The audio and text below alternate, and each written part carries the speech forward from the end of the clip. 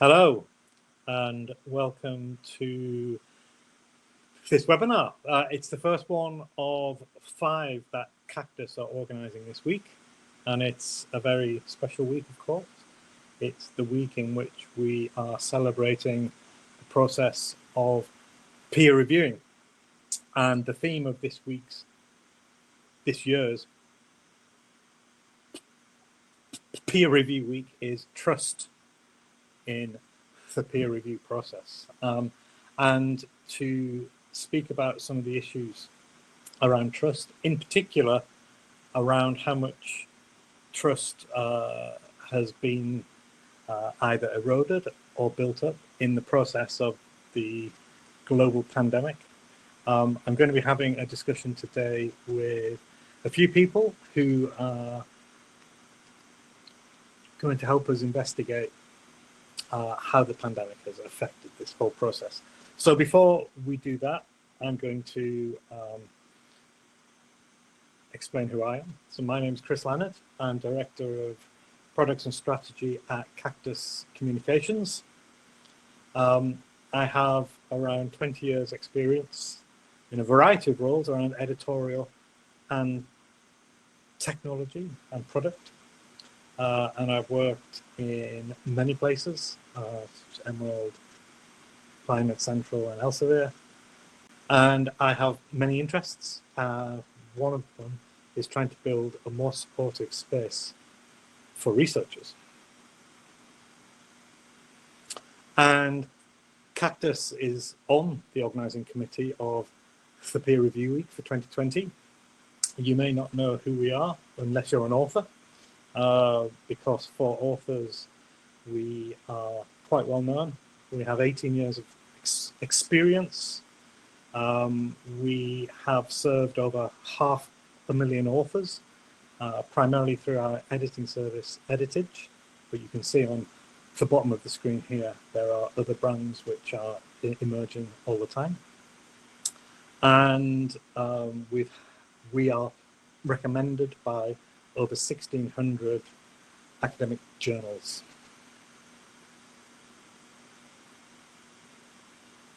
So articles and webinars on Editage Insights.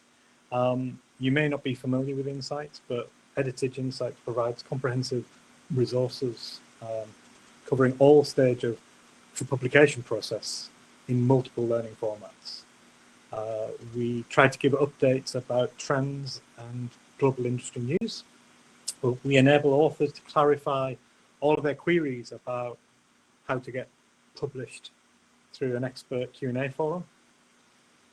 And for articles, webinars, panel discussions, personal experiences, Q&As, and more on the Peer Review Week 2020, you can click that link. Maybe click it now and open it in a separate tab, because things are about to get interesting over here. And finally, from our side, this webinar is powered by our concept. We are trying to build an ecosystem of services which make researchers' lives easier. And a part of this ecosystem, or R, is our concept. And the first concept we're looking at tackling is COVID-19, the world's largest AI-driven and human-curated collection of research, news, recommendations, and educational resources on COVID-19.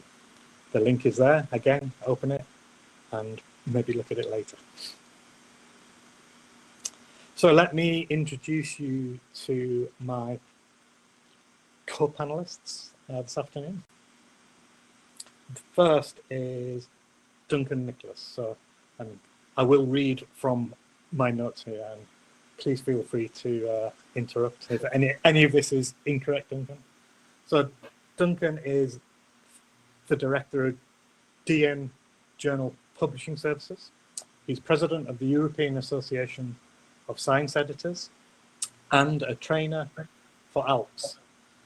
He's an active member of the organising committee for Peer Review Week, and he's also chaired the conference organising committee for the International Society for Managing and Technical Editors in 2017 and 2018.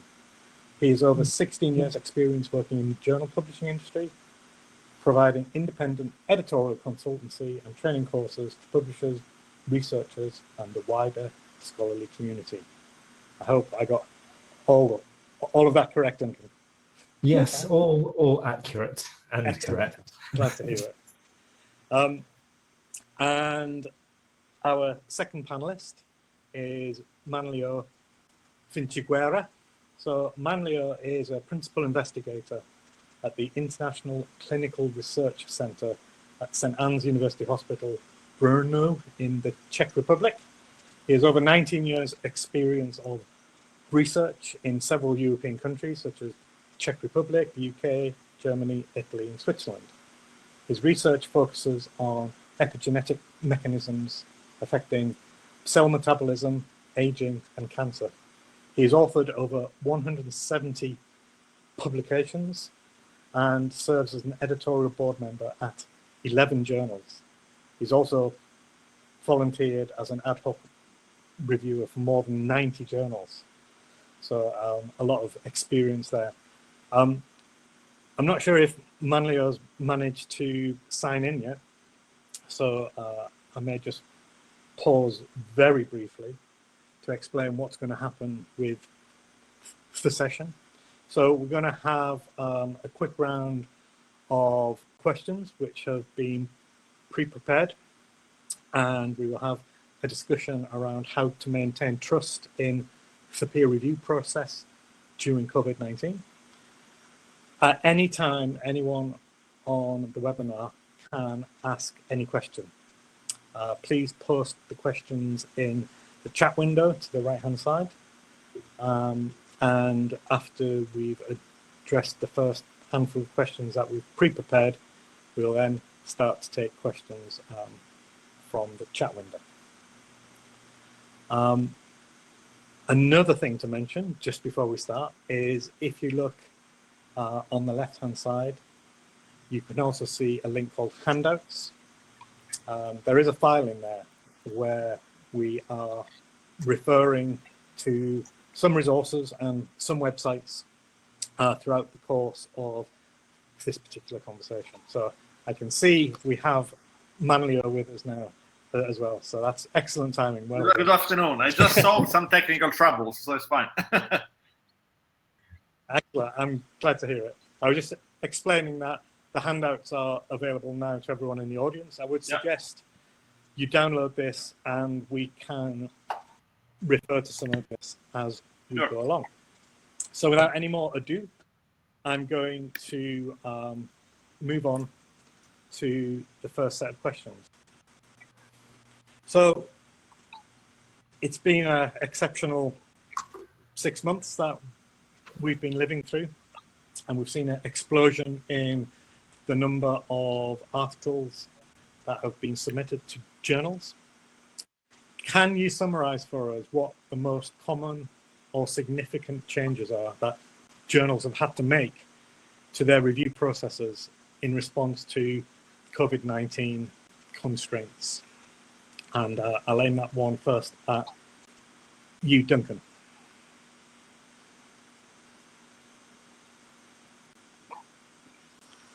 You're on. I'm on. You're on. We can hear you. Yes, you're right. The volume of papers that have been submitted to journals has increased enormously over the last 6 months. Not just with COVID research, but with people whose labs have been closed, so they've had some papers, some research that they can write up in various ways and submit.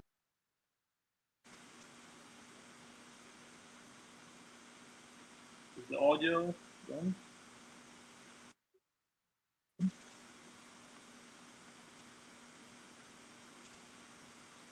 Hey, Duncan. Is there an audio? I'm not sure we can hear you.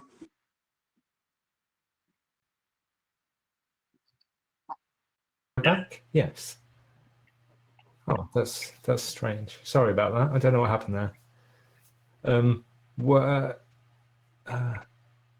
Which point did I get cut off? Probably all of it. I was just saying that, yes, it's not just COVID research that has added to the increase in volume in research, because everyone's been away from their labs. They've all been closed, or offices have been closed, universities closed. People have been writing up a lot of research and papers that they've had lying around. So it's not just been medical COVID research, it's been all kinds. So all journals have been reporting an increase in submissions, which means that they've had to have more checks at the submission stages. And for those papers that are relevant and suitable for the journals, they need more reviewers. Drawing from a journal's existing reviewer pool means either asking the same people to do more reviews in the same amount of time, or finding new reviewers. And those new reviewers probably already review for existing journals. And there's just this huge knock-on effect of demand across the whole peer review process. So, some things.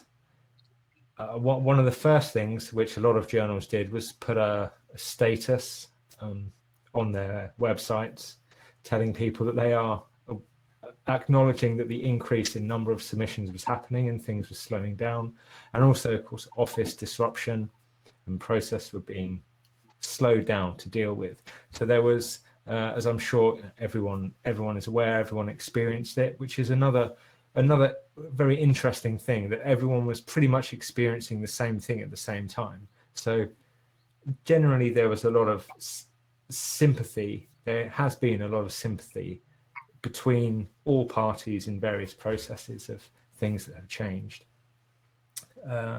So yes, addressing the volume of submissions has been pretty key. And making statements, finding new reviewers, being more, giving people maybe slightly longer, or just putting less pressure on when people have to submit their reviews, or at the same time, depending on the type of research that it is. I think we might plan to cover discussing COVID research a little later, but asking people to submit reviews quickly in the interest of providing relevant information faster.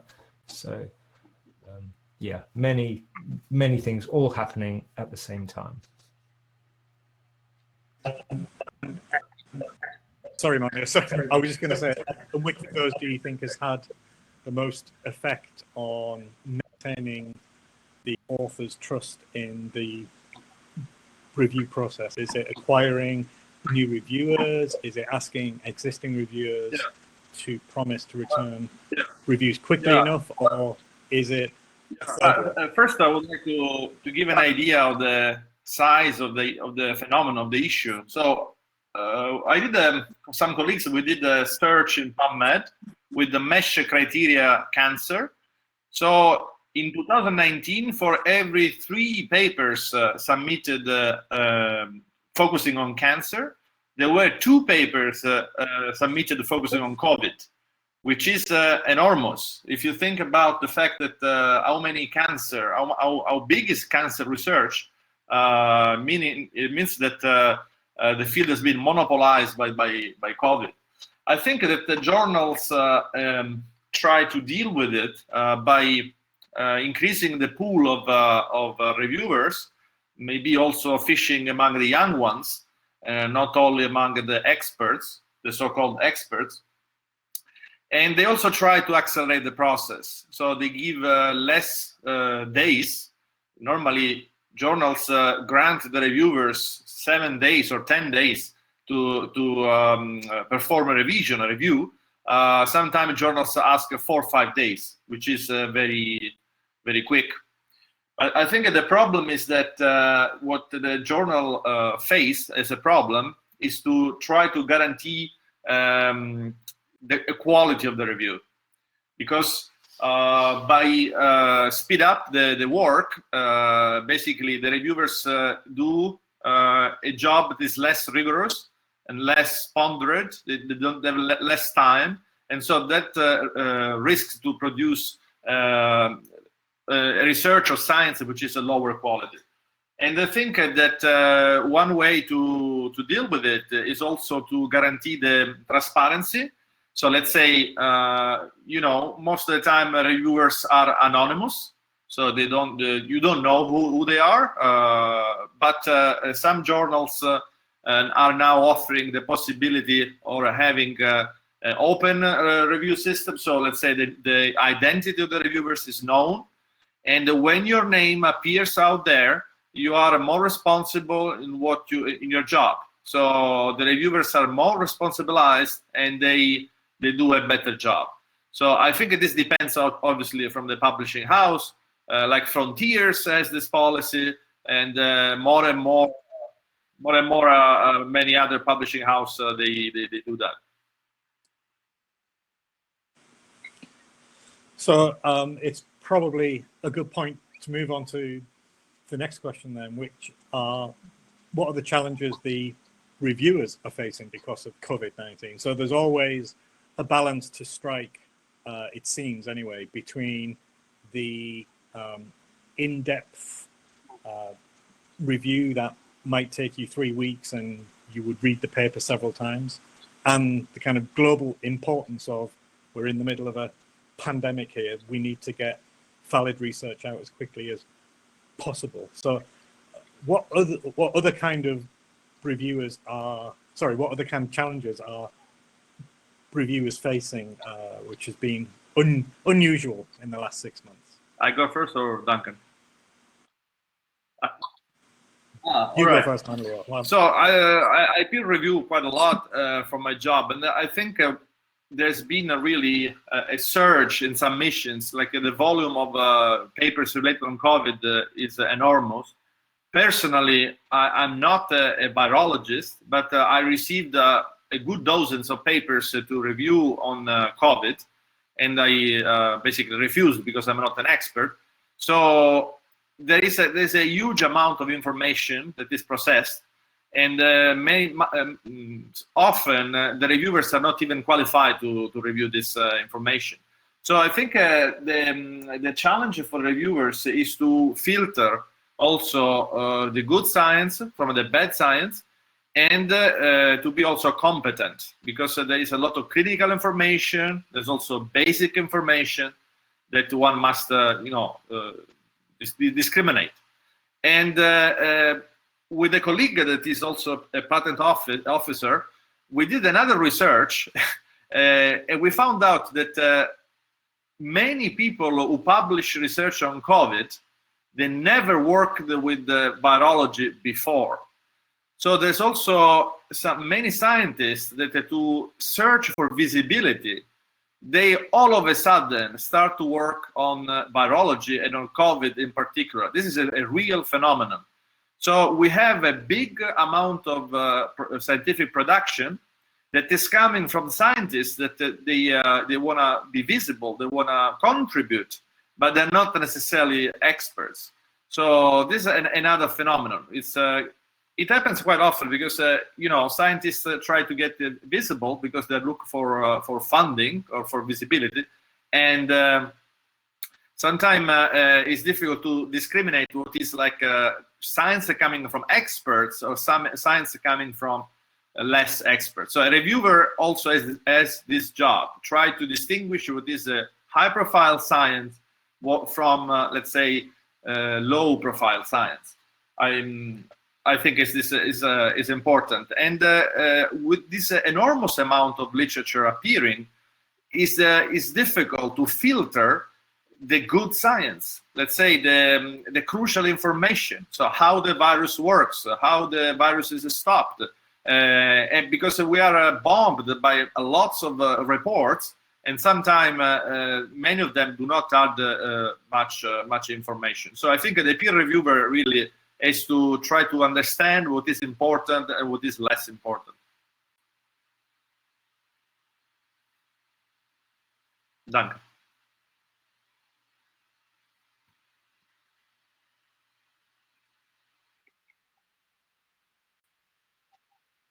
There's a question in the chat that I have seen that says, why exactly has this pandemic impacted peer reviewers? Why has it affected the reviewers? And that's partly what Manolo was saying.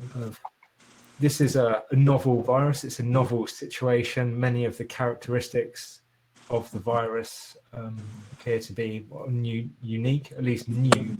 So the tasks of the peer reviewers is to comment on research about something that it is brand new and something that they don't necessarily actually have the insight to be able to comment on in ways in which might have been able to do for other research that they're asked to review for.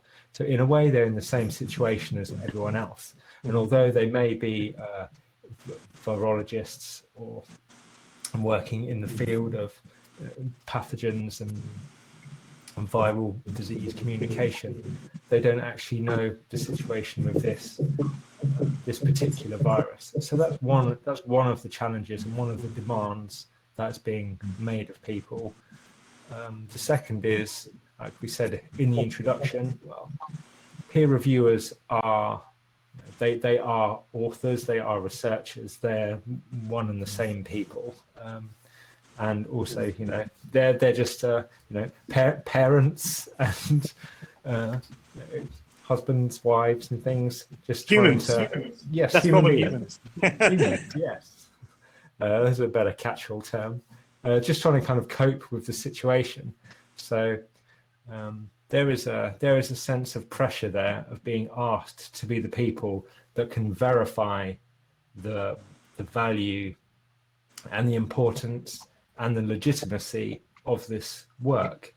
Now that's usually a large part of the role of a peer reviewer, is to comment on the rigor and the value of the research. But in this instance, there's an immediacy, an urgency, and a very real world impact that people are watching unfold before them, that reviewers are being asked to comment on. So there's a little bit of added pressure there. Yeah, sure. The kind of impact beyond what they would normally expect from their review process. Yes, and in some ways that can be very rewarding when they get to comment on a paper and help it, shape it so it can be very effective in informing policies if we're to believe that the paper that we're reviewing is incredibly useful, really insightful, and will really help. That can be very valuable as well as dwelling on the more negative pressure side of things. So that leads us on nicely, actually, to the next question, which is, what kind of support have journals been providing to reviewers during COVID-19? Have they been helping to smooth the path for the reviewers? Okay, so I go first. I think that journals, regardless of the pressure of the moment, they have to preserve quality over speed. Because even if you publish a lot of information, but some of this information is wrong, you're not giving a good service. And I also think that for COVID-related research, or in general, journals have to encourage open review system, and not the reviewers should not be anonymous. So reviewers should take responsibility of what they do, what they ask.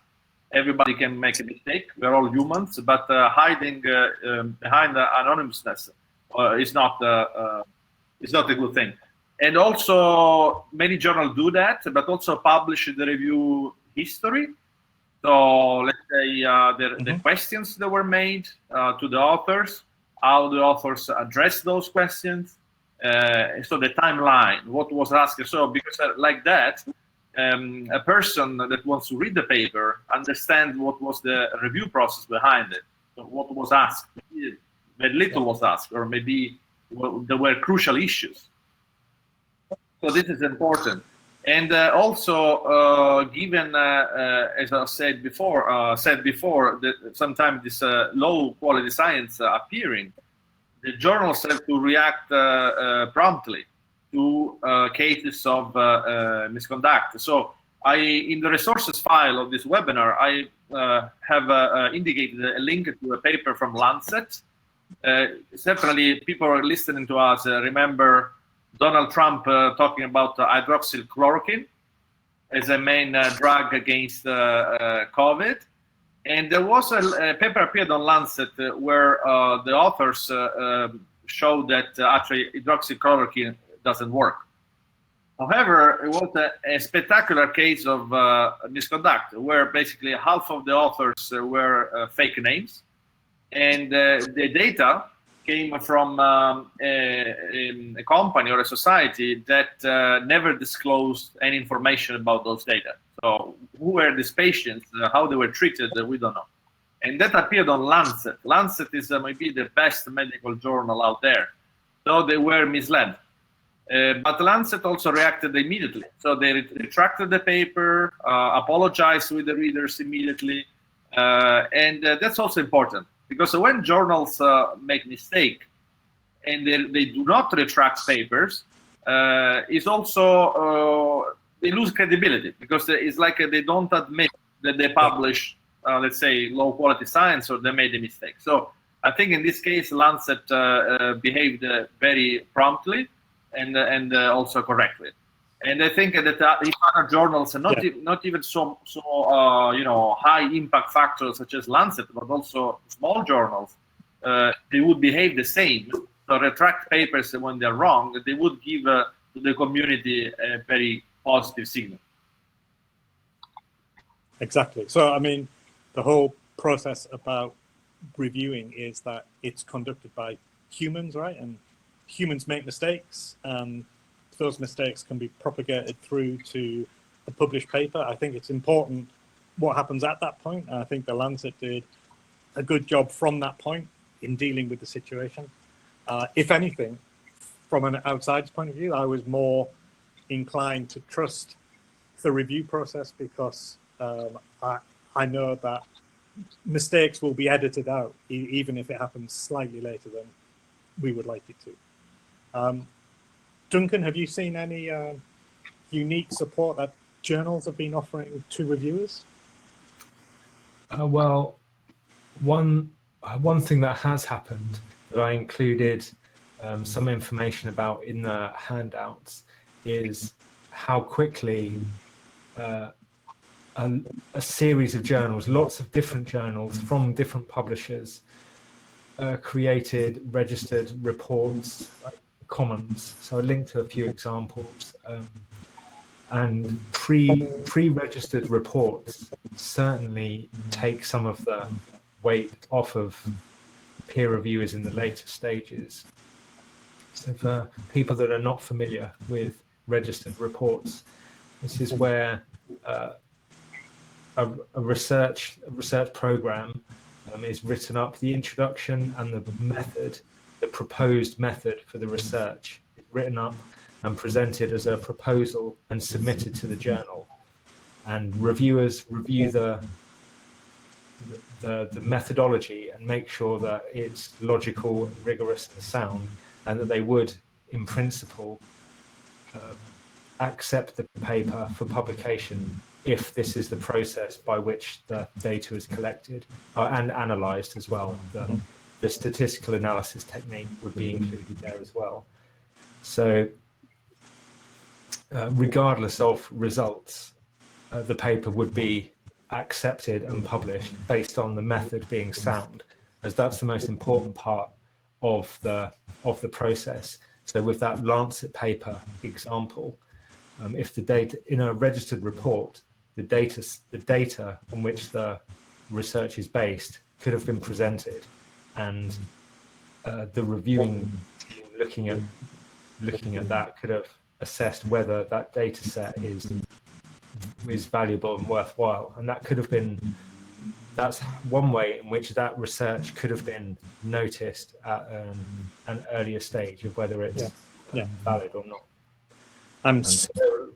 I'm smiling because every answer you give segues nicely into the next question. So it's like I'm a professional. We don't just throw these things together, right?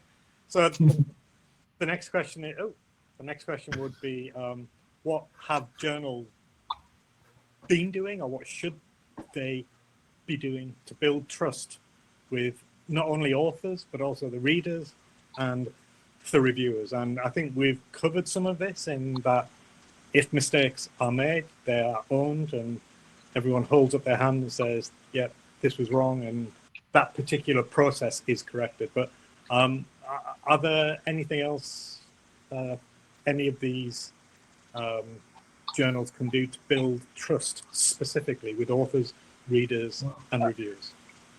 I think it's worth mentioning again that Lancet retraction. The reason why it was so effective is because how much detail that they provided about the situation.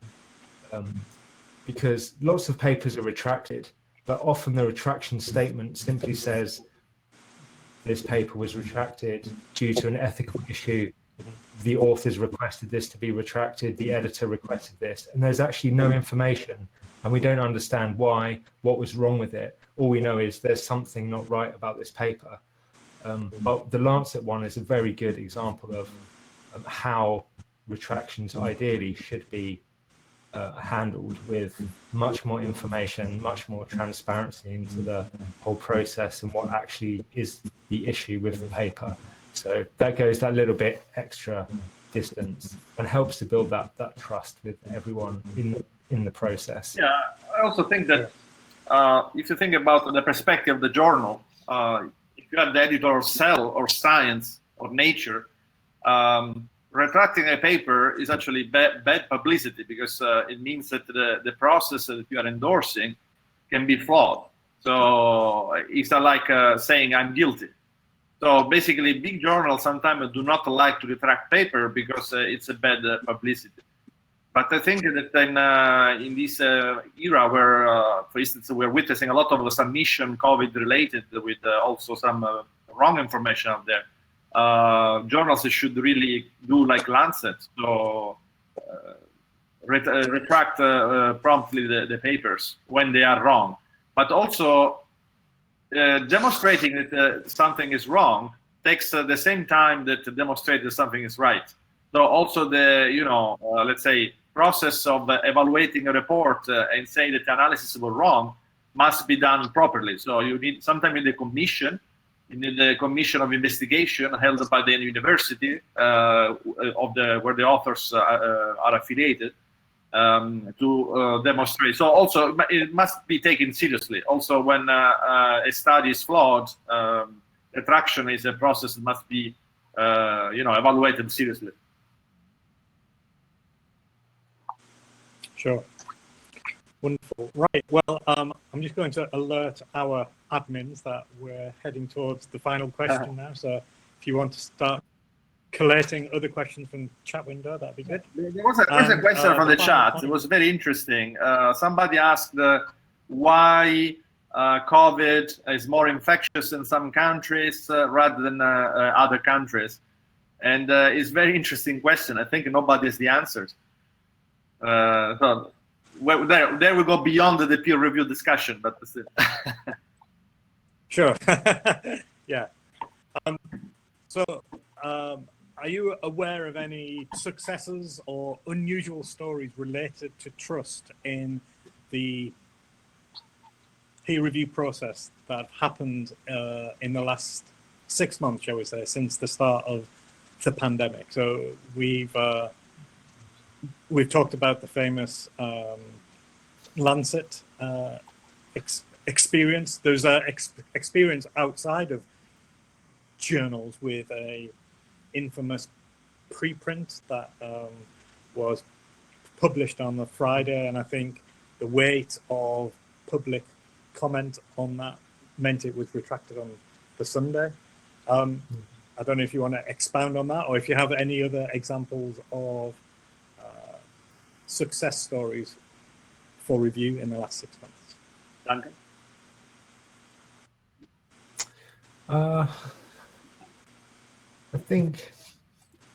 I mean, certainly some journals have been like the sort of the theme of peer review week, being on Trust is, I suppose we selected it because now, even though it was slightly prescient, we didn't know that this year was going to turn out exactly how it did, but Trust has been quite an important thing for scientific process and science to sort of reinvigorate in various populations around the world. There's a lot of skepticism, or more increasing skepticism in science, in researchers' expertise, in the way that facts are delivered, or scientific fact is generated and delivered. Yeah.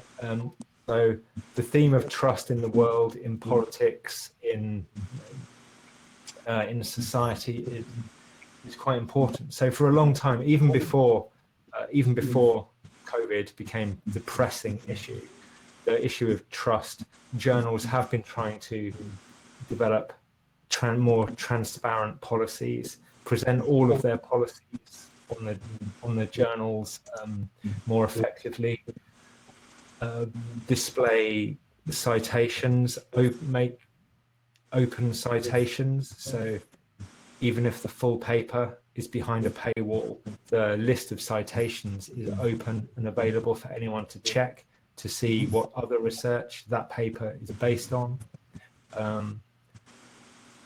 Even alternative metrics, alt metrics are there, so that you can see where the research is being used outside of citations. Conflict of interest statements are being made more prominent and more thorough, and the authors, the background of authors as well, author contributions, those kind of things are being made more transparent. So there are a lot of things that journals and publishers are trying to do to generally enhance the transparency and the trust in the process, as well as, of course, things that we spoke about earlier about open review, naming reviews, publishing the full report so people can see those kind of things. Yeah, that's what I was about to ask. So trust, for a large part, depends on transparency. The process of reviewing a manuscript has traditionally been very private and opaque, at least to the author. Do we think that COVID will precipitate a switch to a more open style of review, where the reviewers are named, perhaps their reports are also published along with the correspondence between the author and the reviewer? And I know this happens for some journals now, but can you imagine that becoming more commonplace? Yeah, I think that COVID is precipitating something that was already happening. So authors are looking for something else. So the system of peer review has a lot of defects. And that's why new publishing houses such as Frontiers, MDPI, I don't want to make an advertisement, but I'm just saying that the system must change. And I would like to make a comparison with the patents. Also the patents, if you want to patent an invention, the process is very similar to the peer review. So you have reviewers, but in that case, it's very open, transparent. There are no interests, because a patent must be something effective. So you don't want to, you don't have personal interest often. So I think the peer review, the academic peer review, has a lot to learn from the private, or let's say commercial peer review, the patent system. And that's where we should go. Because as you mentioned before, sometimes peer review system is secretive. So we don't know who's reading the paper. You don't know the personal interests. There's a lot of academic competition as well. So often you read the paper from your colleague and you want to punish it, not letting it through. And so all these personal interests, and also the fact that you're anonymous, is not the best system for science, I guess. And all scientists are understanding this and are trying to correct it. And that's why there's the preprints are having success right now. Also, a model that was very successful in the beginning was this F1000, faculty 1000. You know, you publish a paper without revision, and everybody can actually review it publicly online. So it's a post-publication revision process, let's say. These are things that will be successful in time, because the system has a lot of defects. Sure. I want to move on to some of the questions that we're having in the chat window here, because they're interesting. Just before I do, though, I just want to remind everyone that this is the first of 5 webinars that Cactus are hosting this week. So there's one every day for the whole week. You will be hearing from me again on Wednesday when I'm talking about how AI can aid in the whole process of reviewing manuscripts. As a hint, it isn't replacing reviewers. But please look at the other days and see if you want to sign up for them as well. So let's move on to some of the questions we've been having in the chat window, because it's interesting, some of the questions. I'm going to start with a question from somebody called Chi Hyun. Is he or she, sorry, says, I recently reviewed for 2 journals as a reviewer, but I don't know what is the selection criteria for peer reviewers. So maybe you could explain how journals select individuals to submit reviews.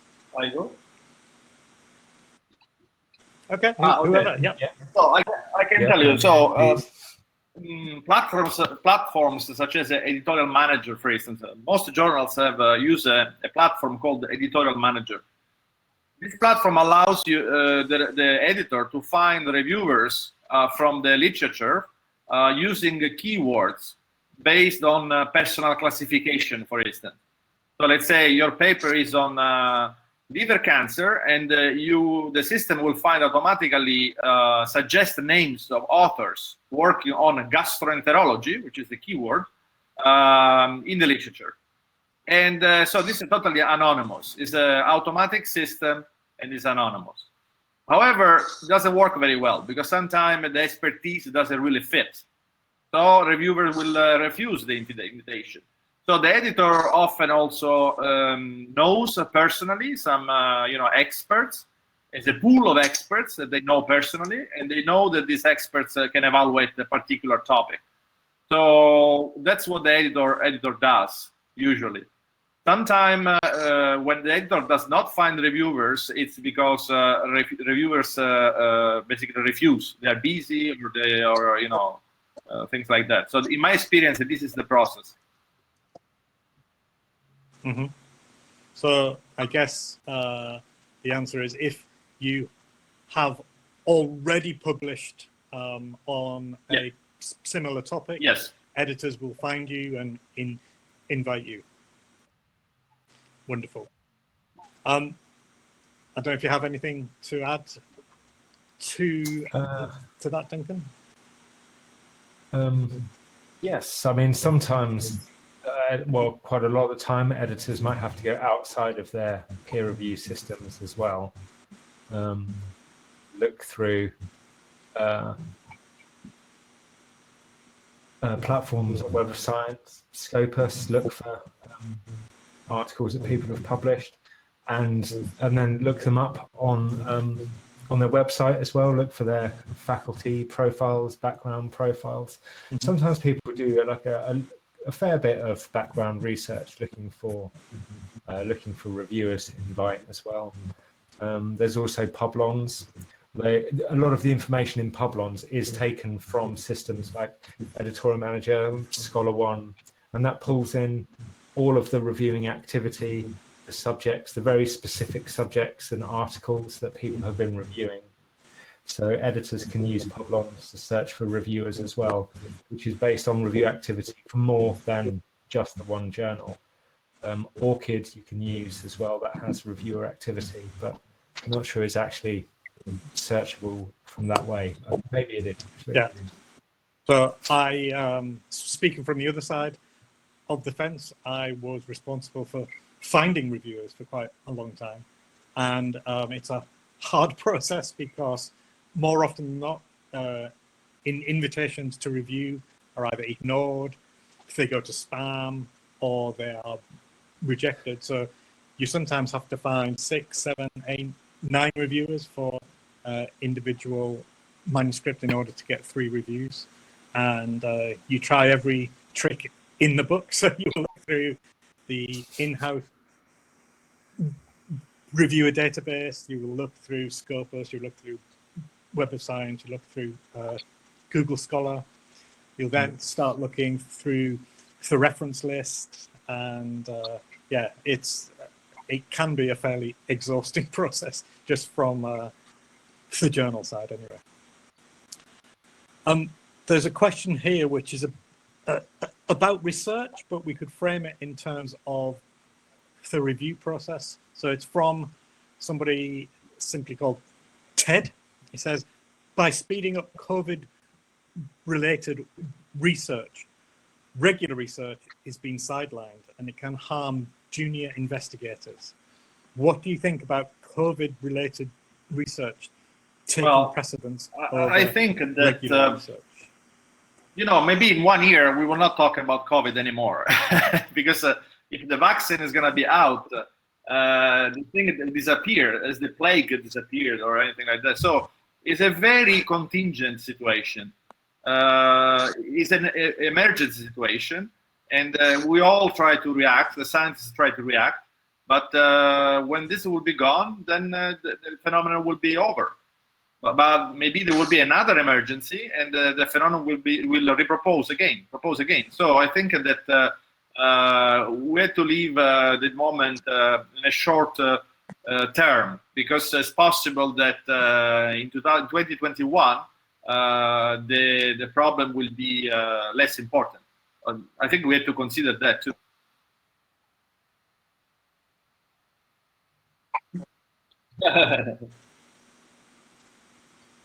Let's hope so.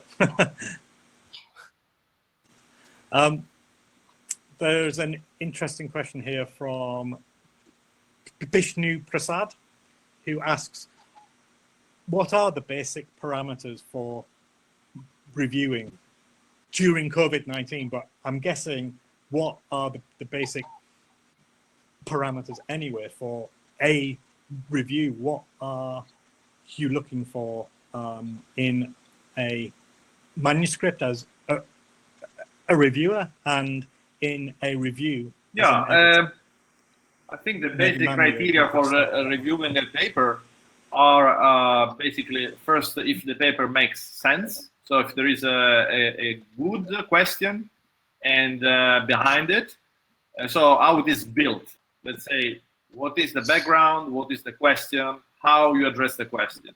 So this is the first thing. Then also a reviewer wants to look at for instance, at the background. So let's say you ask a question, but the reviewer must understand if the question is important. So if somebody else answered to that question, if it's original, if it's novel. So these are very important criteria. Also, reviewers focuses a lot on figures. So if you have illustration, so if you have mistakes or you have inconsistencies, the reviewer usually is attracted by that. So it's important to present the data in an accurate way, in a precise way, I think too. And other things that are important when it's pertinent, let's say also the statistics. You want your paper to be robust. So let's say you have an adequate sample size. Because if you say like COVID disappears in mice and you have like one animal, it doesn't really provide a statistical sufficient information. So there are many aspects. I think the topic is very long. We can stay for more time, but let's say robustness and originality are the most important aspects.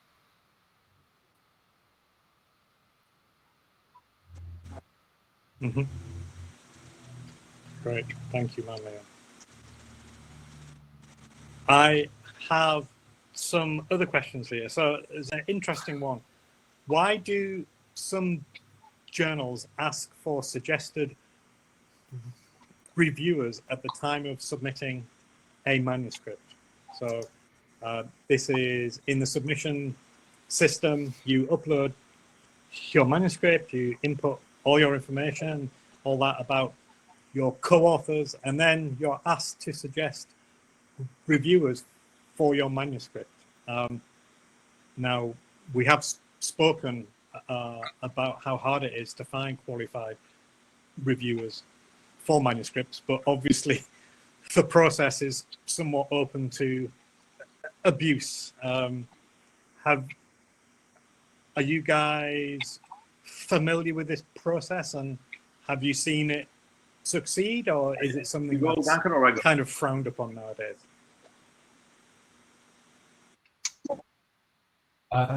Yeah, sure.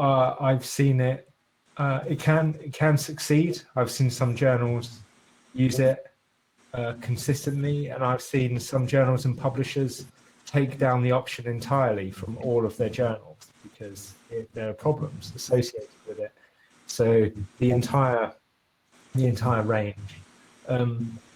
But you know, as I can see a few kind of comments in the chat as well that address this, is of when the editor is not immediately expert on the topic of the paper. Now, even in a journal that is dedicated to quite a small focused subject area, the editor and the handling editors who manage the review, they may not necessarily be the absolute experts, and they may not have anyone at the journal who is perfectly expert in that paper. So in those instances, it can be very helpful for authors to suggest some ideas of people who would be valuable for reviewing the paper.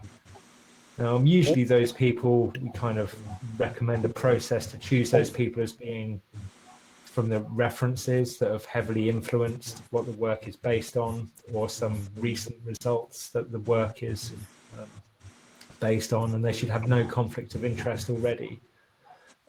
And generally, it's best practice if the editors independently verify those reviewers as well and make sure that they are relevant and have the right expertise and do have no conflict of interest. Okay.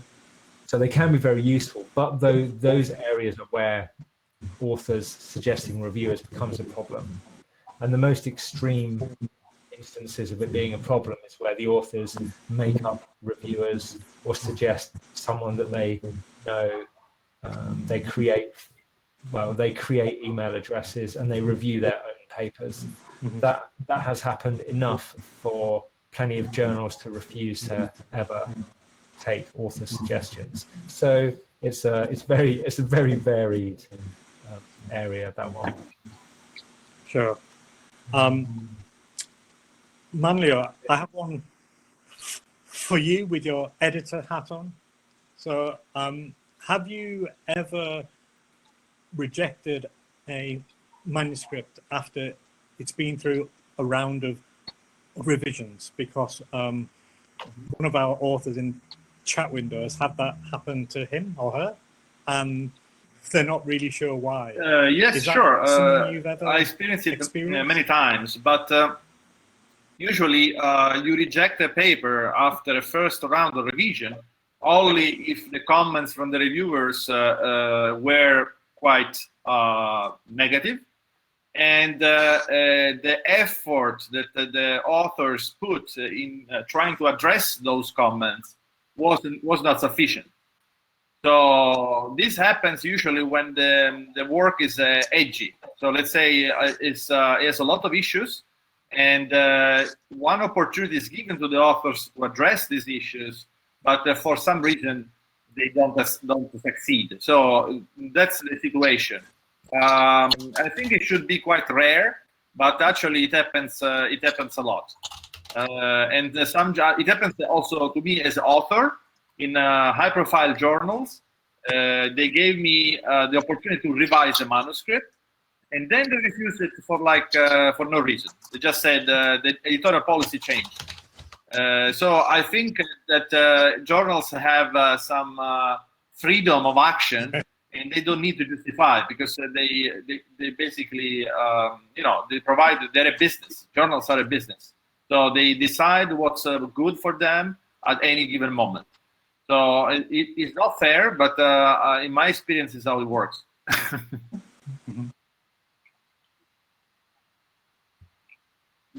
You say that as well, but journals do have an aims and scope which they want to stick to. So in some way it can be, you can be cynical and say it's a business, but on the other hand, it is about, some journals have limited space-ish, debatable concept. Yeah. But some journals have limited space, they have to be selective. No, but if I interpret correctly the question from the person who asked the question, even COVID. sometimes you are very upset. You would like even to sue the journal or something. but actually you can't, because it's all legal. It's in their decision power to say after one round of revision, I'm not interested in an article. And as upsetting as it is, it's part of the game.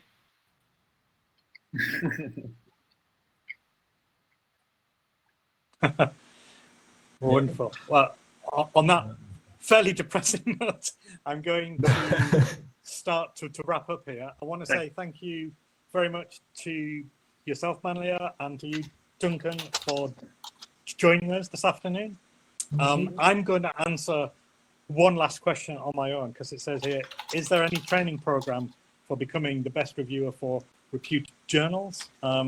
There are, but I would, in the first instance, suggest you look at Editage Insights and our Upskill as places where you can find out how to become great reviewers.